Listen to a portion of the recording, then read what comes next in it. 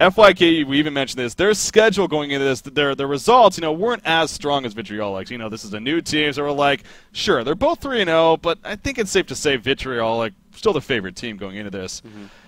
FYKU, man, despite coming on the losing end, they deserve a lot of props. And I think even with the loss right there, no matter how this series finishes, this is a team that is going to start being talked about more and more on the competitive HON scene. So it's good to see that here. Yeah, I agree. And, also take into consideration that they are using a ringer. They're using someone who they're not normally accustomed to playing with. So, Guifix, I think he did a really great job in the last game. He got some really clutch play carriers off when they needed them. He was able to keep himself alive. He actually picked up a couple kills on Bryce early on in the game when Bryce was being very aggressive. And, definitely he played his role, but you have to also take into account team chemistry when you talk about a game like Heroes of New Earth and any MOBA game for that matter.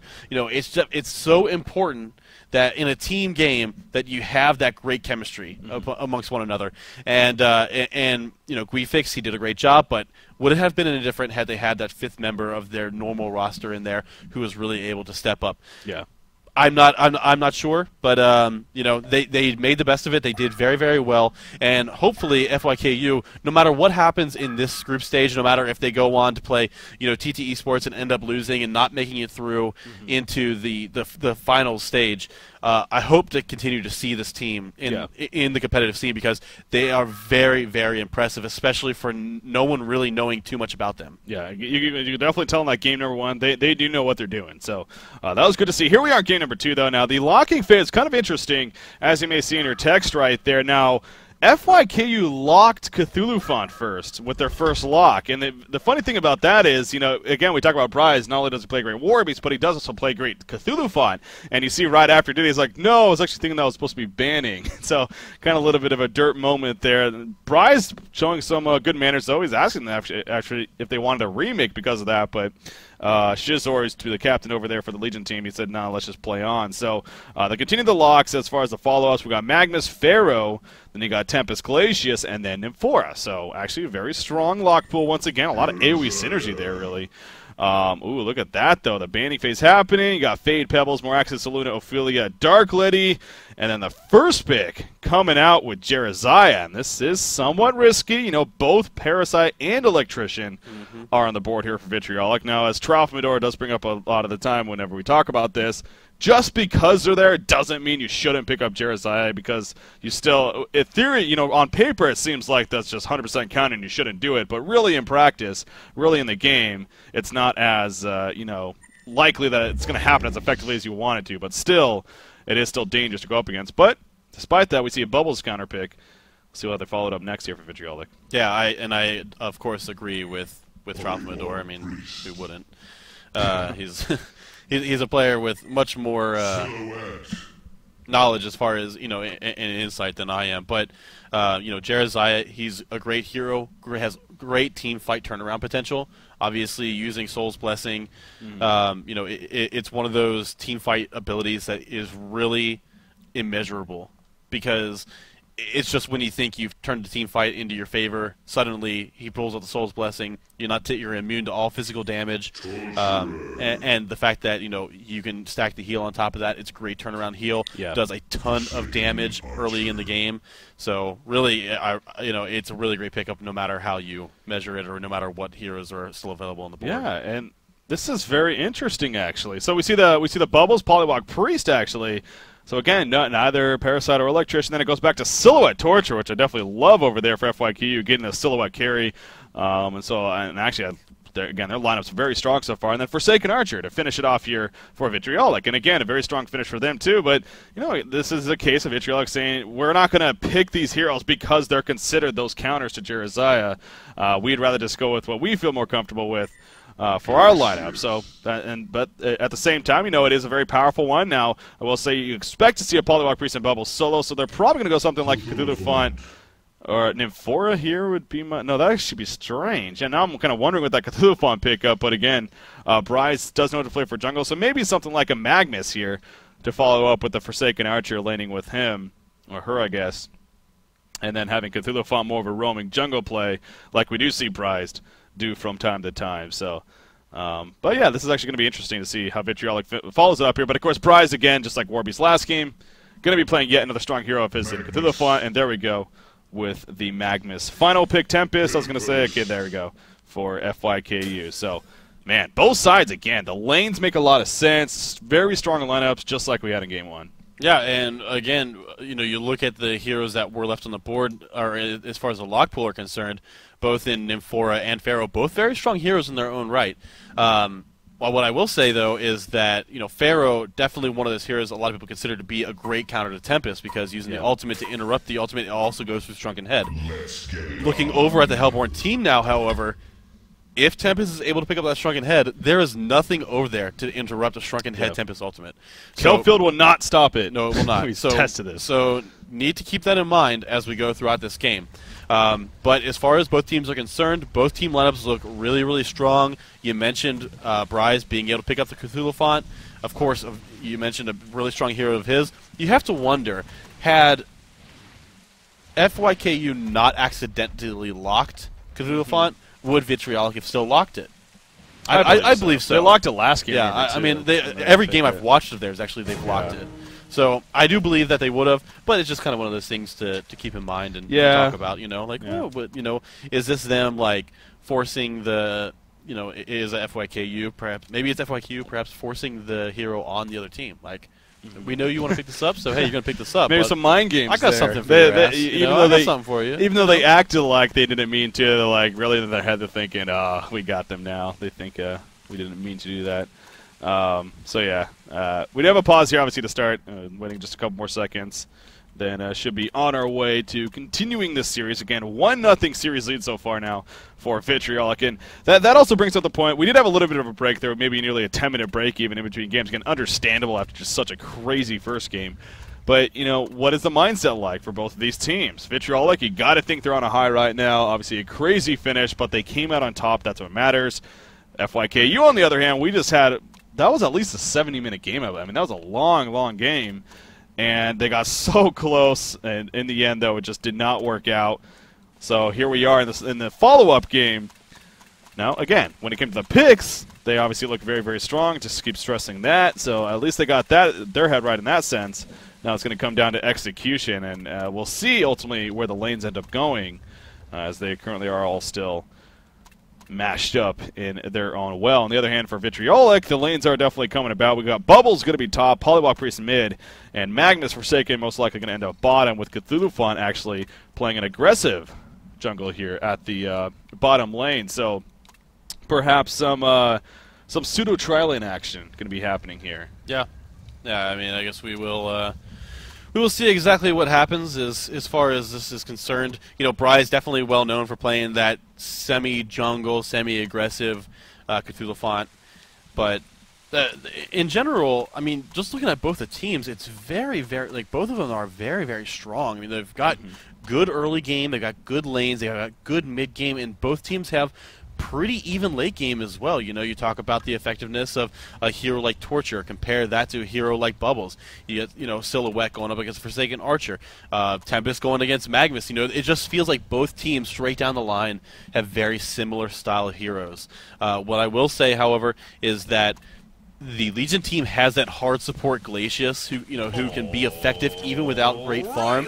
The Hellborn team doesn't really have that, and we've seen many times how players who pick Magnus and play him in that support role, they're just not as effective as when they play that secondary support. So we'll see if they try to break the warding down between heroes over in the Hellborn team, or if, inevitably Magnus just has to play that support role. And that's really going to put him off from being able to afford that early portal key unless he's able to pick up some hero kills very early on in the game. Yeah, very good point. I mean, Magnus is not the hero you usually want to be as the ward bitch, but this game, it's kind of hard to believe it's going to be any other way. With the lineup that they have. So, yeah, most likely going to have to spend a good amount of gold on those wards. Now, later on in the game, if they really needed to get that portal key, which, of course, he was bigger, maybe something like the Bubbles or Polywalk Priest may step up with some wards here and there to try to get him that portal key as soon as possible. But you're definitely right, Mikey's hero on Magnus may not have the quickest portal key as a result of that. But the lanes, again, coming about right here. We do see some scouting going on with the couriers, but it is going to be a Silhouette Glacius at bottom. versus a Forsaken Magnus. And actually, I got to think Silhouette Glacius should have actually pretty good time here at the bottom lane. Granted, Magnus and Forsaken Archer are also very powerful in their own right, but this is also a downside of having a Magnus support babysit, really, is he's not going to be able to go in there and harass against this Glacius and Silhouette. I mean, what is he going to do? If he goes in there to harass, and he'll just take a lot of damage himself. So really what it's going to come down to for VtrL, like having Cthulhu Fawn come out of the jungle in perfect time situations, get the Magnus done, get the trample, and then get the crippling volley on top of that. So that's where VtrL is going to need to shine, and sort of they're very aware of that. So we'll see how defensive FYKU plays down here, keeping that in mind, and whether or not they even get wards up here in their own jungle. We'll wait and see. Yeah, so Tempest, you see him early on taking out the heavy camp, doing a nice job of taking out those vultures, and going to go ahead and rotate up here to the easy camp. Meanwhile, nice skeleton camp there for Bryce, and he's going to go in, and they're going to try and line something up here on Glacius right away. Still has not used the trample, and he's actually going to miss the trample, but it's not going to matter as Forsaken Archer lands a very nice crippling volley, and Magnus going to pick up the kill. So 500 gold right there. Expect Magnus to run on over, buy those boots, and allow him to be much more mobile if he decides to do so. Yeah. I think that's going to be. I think that's honestly going to be the key here. Is that they're just going to need to be so mobile, and I would not be surprised to see that between these two heroes, as it looks like they may already be going to look for Tempest. And if these two heroes are playing as active as they are right now throughout the entire early game, this Legion team may be in for a very, very rough start. Yeah, it is going to be difficult. Again, this is what Bryce does on Cthulhu Fawn. He plays it so aggressive, and they are going to find Tempest right here. Magnus puts a Lava Surge down. The trample definitely expected to follow. It's just a matter of when. Oh, never mind, actually. Choosing not to do so. Maybe figuring support was coming in, and it's just diving a little bit too deep right there. So choosing to save the mana that he has for the trample. But no, they're going to go back in, almost as if they're toying with Tempest right here, waiting for Magnus to get enough mana again for another Lava Surge, but it's not going to happen. Or he just takes the creep, yeah. Really screws him over as he comes back in and uses the Hook'em ability to actually take out the Vagabond leader. 100 gold creep right there. Yeah. That he just took out. Good steal. So Tempest is going to go to the Hellborn Jungle. He's like, all right, I've had enough. Yeah, I mean, you remember during my early days of casting, I used to always complain about Parasite, about how Parasite, man, he's so stupid. Like, all you got to do is you don't get punished for early roaming at all, because you get to take over a creep, you get to gank with it, and then you kill it, you get all the gold that you want, and you're not even putting yourself in danger. Cthulhu Fawn is very similar in that role, in the fact that especially if you're dealing against an enemy jungler, you go in, you duck in, you eat a creep, you get the gold immediately from it because you don't have to stand around and take any damage from it, and then you can either run away, leaving the two weak creeps there that don't give really anything as far as gold or experience are concerned, or you can go ahead and continue to harass the hero that's trying to take those creeps, or even clear out the Legion, or in this case the Legion jungle, but the enemy jungle, and leaving yours the ability to be stacked in the event that you wanted your hero to really be able to farm, or your carry hero to be able to farm that later on. So I mean, it can be a very effective strategy when used correctly. And definitely these top tier players are heroes that do that. So Cthulhu Fawn definitely going to be an annoyance throughout the early game to Tempest, even with Tempest going over into the Hellborn jungle. We'll see what kind of success he can have here. Although against the bubbles, there's always a chance that you could wait out for that bubbles. Although he was spotted by this Hellborn creep, so we'll see if Bubbles continues to play, or if Bubbles starts to play very, very passively because of that. Yeah, there is actually middle lane. Torturer going at it with Polywog Priest. A lot of damage happening right there, but the bottle charge is going to be used, and Polywog will survive. But in this middle lane, I mean, there is no vision here in the Hellborn jungle for the Hellborn team. So that's where Tempest, now this adjustment, not only to get away from Cthulhu Fawn, but that's what makes it that much better, that he can definitely look to set up some ganks, whether it's that top or the middle lane here, to make something happen. Speaking of gank in the middle lane, Cthulhu Fawn and Magnus coming on over, and Torture definitely at least feeling something's up. He just hit level 5 right there, but he needs to fall back quickly. Attempting to. Are we going to see a trample come out? No, we're not. Just kind of standing there going, great chain reactions, though, and it takes out Magnus, actually, and that might change things around right here. Cthulhu Fawn dropping quickly, and unless we see another agonizing bonds, no, he doesn't have any mana for it. That would have been huge, but still, it already was pretty big. Big mistake there from VtrL. Like, Mikey's going down as they attempted a 3 versus 1 gank. Well, this ward that's placed on the Hellborn jungle that is viewing, the ramp entrance to the jungle and can view the ward as well. By the way, no ward vision no rune vision, at all here for the Hellborn team. But they were able to catch out that they were able to see those two heroes, go through towards the easy camp. And that's why he was backing up so early. He was able to see them. So great job from them. I wonder if the Hellborn team is going to buy a counter ward and counter that.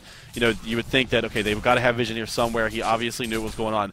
What I do like about one of these Hellborn team's wards, however, is that you notice this Hellborn team ward that's near the heavy camp. It is not close enough to block that, but it's basically saying, Tempest, we don't have that warded. You can go ahead and get that whenever you want. And that will continue to give them vision so that they will know that he's there and perhaps be able to set up ganks on him. But, of course, that doesn't really matter since Tempest switched to the Legion jungle, although he is kind of rotating back now, so we'll see exactly what's up with that. We see, again, a case of they tried to do a little bit of a tower dive, but Silhouette able to fall back in time. Torturer diving, Polywalk Priest in the meantime, with a haste rune activated, applying a lot of pressure as you would expect. So Polywalk Priest forced to fall back. Of course, Polywalk Priest not level 6 just yet.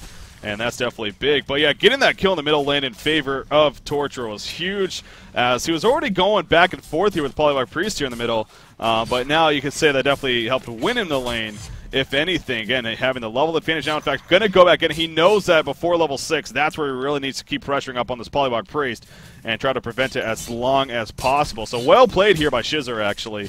Again, playing this Torture. You see him going back in once again. Now we're going to see chain reactions. It is going to land. Is this going to be enough for the kill? The agonizing bounce. Yes, it is. Well played once again by Shizzer. Got him indeed. Yeah, that was really, really nice play. So, starting off 2-0-0, 300 gold per minute here for the middle lane. That's exactly what you want to do. Now, that's not to say that Polywalk Priest is out of the game. Obviously, you hit level 6, you're still effective. You get the wards. You can use them to push. You can use them to team fight. Actually, perhaps some action at the top. Bubbles, Bubbles and Jeremiah just kind of ran into each other there. How is that lane going, by the way? It looks like, wow, Bubbles at 286 gold per minute compared to 245 Jeremiah. That is unusual. Usually Jeremiah, as a melee hero, especially with a hatchet, has a really good advantage over a ranged hero. Bubbles, not the best attack animation, not the strongest attack animation either, but he is, Zepro over here doing a great job on this Bubbles against Jeremiah. And especially because he saw Tempest in the top lane, so know he had to be at least a little bit worried about the fact that he might be ganked. But it must have just come down to great rune control and overall extremely efficient last hits, because he's doing amazingly well here. The experience per minute pretty much dead even. A little bit of a lead for Bubbles, as to be expected because of the gold lead. But I mean, 37-6 Bubbles up against a 28-4 Jeremiah. That's very, very impressive from Zepro. Yeah, Zepro, awesome job. Also known as Azzy up here at the top side. You see him steam boost ring of the teach early on. Jeremiah going for a heal bomb right there. Has 1,000 gold saved up, so I wonder if that Ring of Sorcery actually is going to be finished in the near future. Meanwhile, in the middle lane, wards were placed. I don't know if that was a trap attempt or really just for tower pressure. It looks like maybe it was for tower pressure. This got a good amount of damage off, but by no means a tower kill. Still about half life or so before that thing is going to be going down. So, but at least some pressure being put up by Polywalk Priest, and it's actually going all the way back to base here. He is out of bottle charges, but he's still actually a good amount of life and mana, so using a good amount of time here and resources, really, to try to make something happen. But yeah, back to this top lane. Again, Jeremiah and Bubbles as well.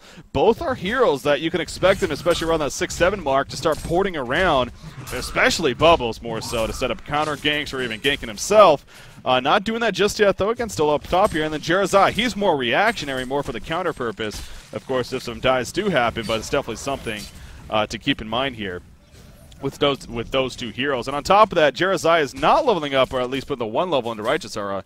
He instead gets a 2 into Protective Charm. Sometimes we see the 1 into Righteous Aura at the very least, but not choosing to do so. Bottom lane, Dark Wanix, you're in a lot of trouble right here. In comes Glacius. Where's the Ice Imprisonment? Not even necessary just yet. Great tree grapple coming out. And actually, that was the kill for Glacius. He ended up getting the last auto attack, but again, great pressure being set up here at the bottom side. And once again, just like last game, we have a case of FYKU in the lead here, 3-1 hero kills. Really, really lucky that that war did not run out when it did, forcing or making Torturer turn around, because he was able to spot both Cthulhu and Magnus heading towards him.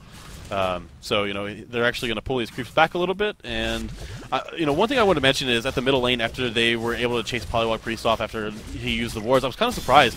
Tempest is there. He's taken 3 levels into minions before maxing, so he's maxing minions before stun, at least right now. Torture actually in a little bit of trouble here at the bottom lane. He's going to use this chain reaction. He's going to catch Magmus out. Magmus only a couple auto attacks away from dying. Will he be able to stay alive? He does have a bottle, but it's not going to matter. Agonizing Bonds comes into play, and in comes Tempest with this Cthulhu Font, and Cthulhu Font will fall. So a double tap picked up here by Torture. He's now 4-0, over 300 gold per minute himself. But, speaking of gold per minute, Zepro, man, he is just doing so well. He's doing the jungle, on this bubbles. too. Yeah, he's just doing so great. I'm really, really impressed at how he's playing. And, during that team fight, Polywog Priest able to take out that middle tower using the wards. So, kind of going back to what I was talking about, I know I'm running here pretty long in what I'm talking about, but you know me. I was really surprised to see that because Tempest was maxing elementals before Glacial Blast, that they did not choose to try and counter push that tower and put at least a little bit of pressure on the tower, having Torture there as well. They knew Polywog Priest was no way in shape going to be able to get back there in time, and they also had good ward vision as far as to be able to protect themselves from a gank coming from their own jungle. So I'm not saying it's a missed opportunity, but it might have been. Yeah. They do have double Ring of Swords for now. As Bubbles actually porting down bottom here, but a great tree grapple from Silhouette, especially since Bubbles going to very likely use a Kelfield. Try to catch him right there. This ward aside also that was placed by, I'm not even going to try to pronounce that, but Glacius here is actually giving them plenty of vision, and it constantly sees Cthulhu Font and Magmus attempting to set up a tower dive. When you see Jeremiah porting in, Tempest is here as well. Things could get pretty huge here for the Legion team if they choose to import Torture, as Tempest running in with that Protective Charm, trying to maybe find somebody, but there's also an invisible Polywog Priest here, so that's where the Hellborn team could shine. Cthulhu Font taking a lot of damage now, is going to get back in time from Torture right there, as Silhouette also still just hugging the tower. So both teams, they want to make something happen. You see Torture trying to bait them out right here, but just not falling for it again. Polywog Priest obviously invisible now. That's a great trample from Cthulhu Font. Trenches around. In comes Forsaken Archer from the side. Where's the Soul's Blessing? Oh, he's not able to get it off. He gets stunned just for the Tempest ultimate holding them down, though. Both dead kill of Magnus and to Silhouette or Forsaken Archer right there. Bubbles now taking a lot of pressure. Bubbles as well as Polywog Priest, the 2 surviving. Bubbles goes down. Polywog Priest trying to kill Jersey. No, he's just out of range. That final auto attack not enough. And we may see a genocide already here for FYKU. There we go. As Silhouette snipes him down. Now Silhouette, okay, yeah, he's going to be fine. Wow, we see right there FYKU coming back. Also the power of Jeremiah right there. Yeah, that's that was exactly what FYKU needed, and exactly what VtrL did not need. Yeah. It turned into such a great team fight. That Tempest ultimate, they had already basically locked down a couple of heroes into ultimate, but he was able to get in range to also catch Magmus there at the end. So he was able to get 3 heroes in the ultimate. It ended up with Torture picking up a double tap and Silhouette picking up a hat trick.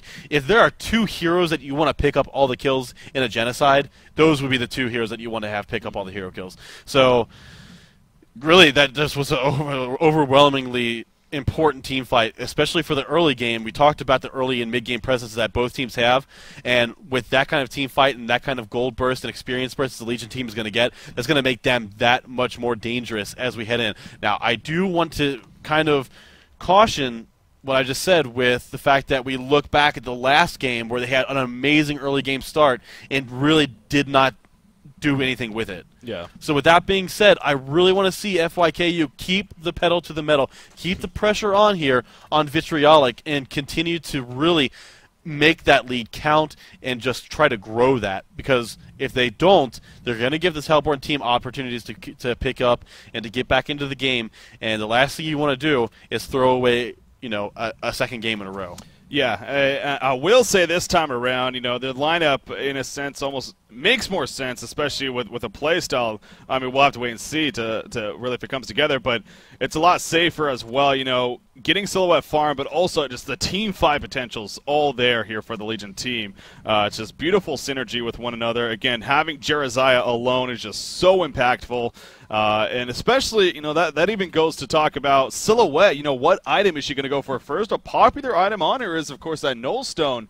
And having Jeremiah applying that Protective Charm to give you a Null Stone on top of that is so freaking deadly. So yeah, that's if they choose to go no fire blade. So I really do wonder.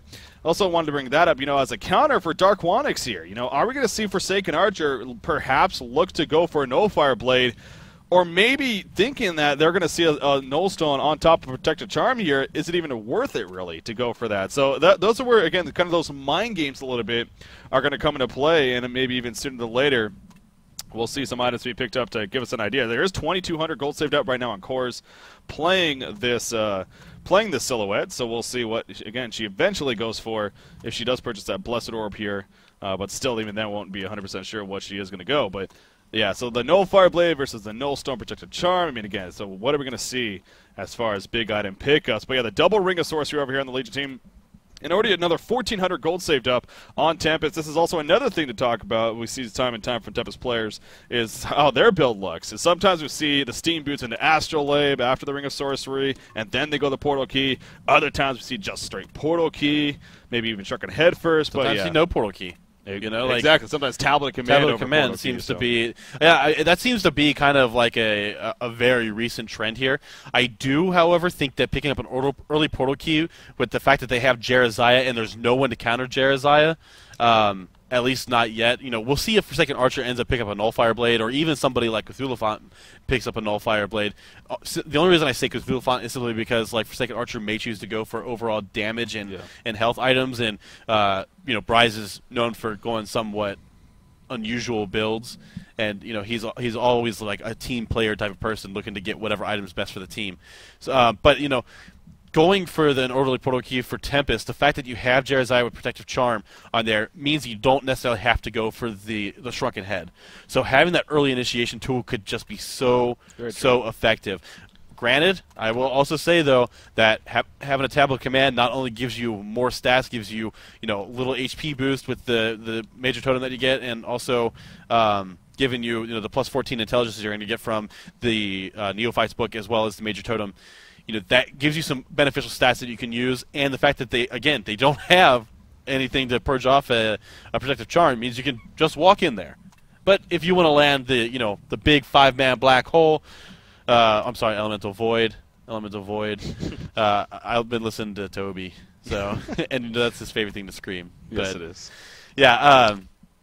If you do want to land that big 5-man Elemental Void, you gotta get that Portal Key and get that surprise initiation. I think there's very rarely going to find 5 heroes that just walk into your Elemental Void. Yeah, you're right. I mean, that's actually something that didn't even hit me until you just said it right there. That having that Protected Charm, again, I'm focusing so much on Silhouette, but yeah, you put that on Tempest, and if he gets that Portal Key as maybe his next item even here, he is going to be invulnerable to all that CC. Mm-hmm. So it's just a matter of the positioning.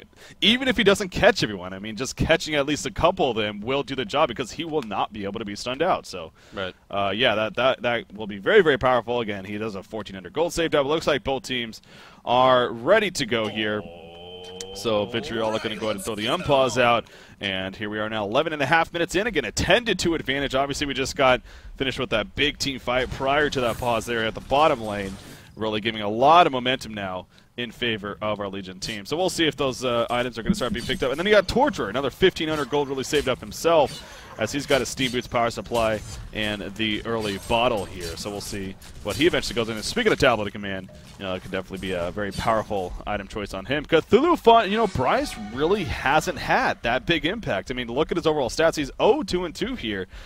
So he's been involved in both of the kills, but again, just really not doing too much here, and not anywhere near where I'm sure VtrL was hoping for him to be doing. So that's really unfortunate right now for VtrL as well. Yeah, and it really comes back to FYKU. They just need to keep the pressure up. They're in a great place right now. They've got a great advantage. They still have really strong team fight.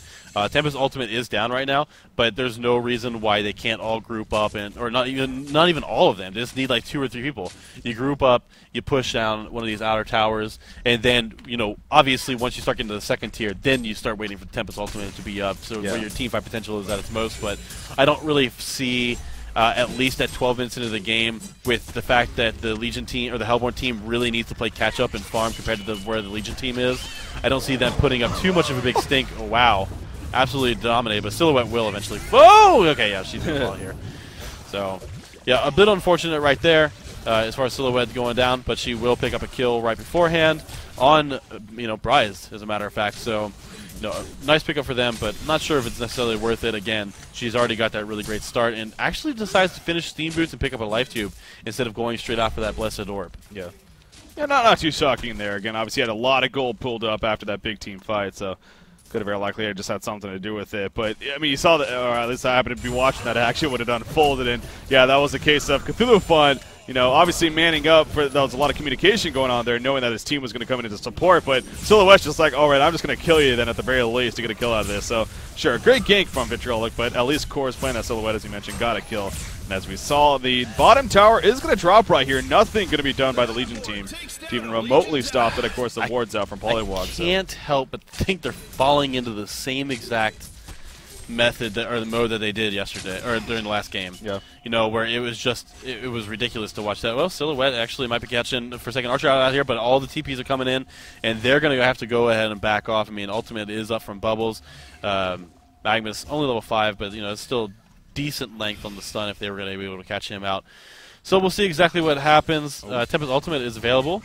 We do have Torturer jumping in right there. Song of the Sea going to be a Silhouette in the midst of it. Where's Jerza? Can he get here in time? Yes, he can with the Picture Turn. There's Assault's Blessing. And all of a sudden, the turnaround happens. Bubbles will fall. That Tempest Ultimate pulls back and cut through the font. And we're going to see another genocide right here from FYKU. So it's almost as if, you definitely have a point, but right there, that completely changes it again, and just excellent team fight again. They show the power that they have of bringing it all together, especially in this early to mid-game phase.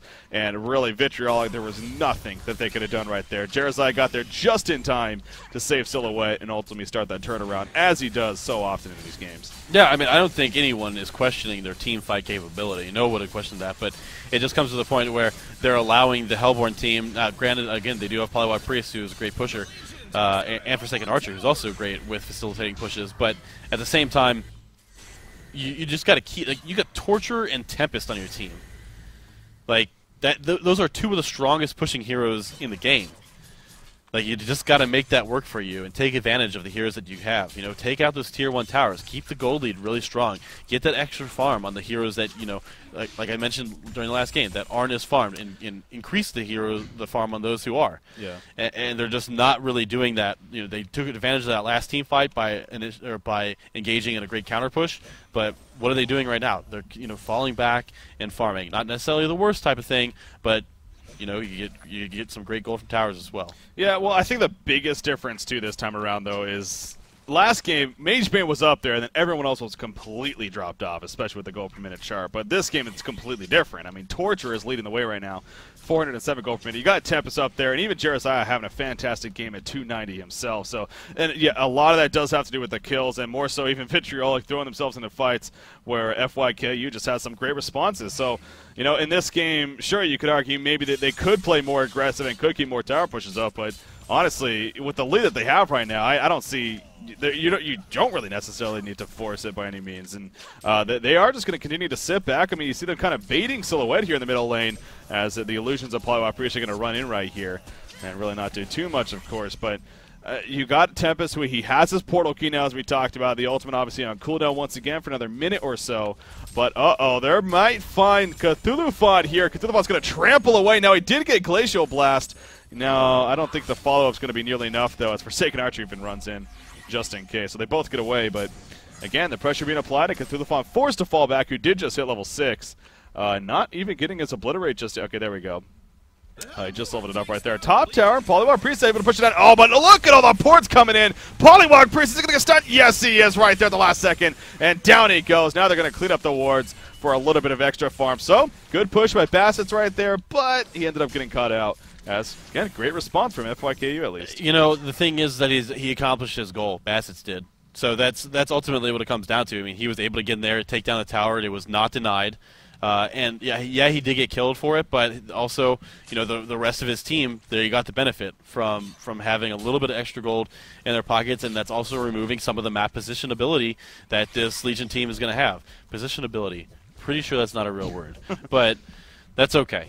And it's like I said, it just comes back to Cthulhu Font. You've caught him out a couple times. They weren't able to secure that last kill when they went on him last time, but the Legion team, We're on our side of the river. We're farming our jungle. We're farming creeps. Get together and push. Look, again, there's a perfect opportunity to push here in the middle lane. Are they finally going to get together and do it? Tempest has his ultimate up, so I'm assuming yes. By the way, he's got the portal key that we talked about, picking that up early on, and that's really going to help facilitate those team fights, can create a little bit of psychological effect on them as well.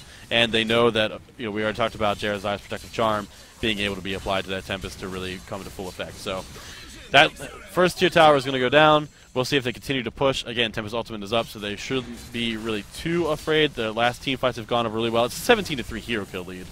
Yeah. So I mean, the overall stat, it's ridiculous.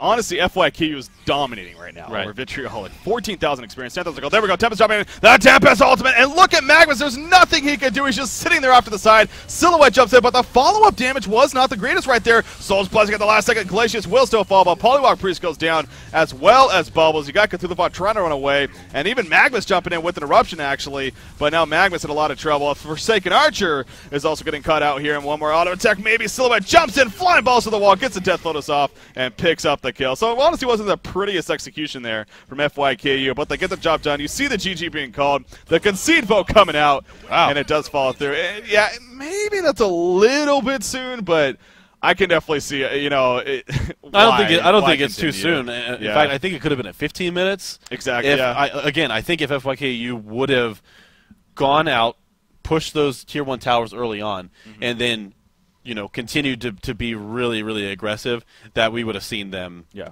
We would have seen them end it a little bit earlier. So, but there's really no surprise to me. We talked about the stats, and the stats lead was just absolutely massive for being the stage that it was. 18 minutes in, having basically a 11,000 gold lead, and it was like 8,000 experience lead. Yeah. That's just massive for being at that point in the game. Experience lead. Yeah, so I don't know exactly what it was, but I know that it was ridiculous, ridiculously high. So no surprise there that they conceded this early.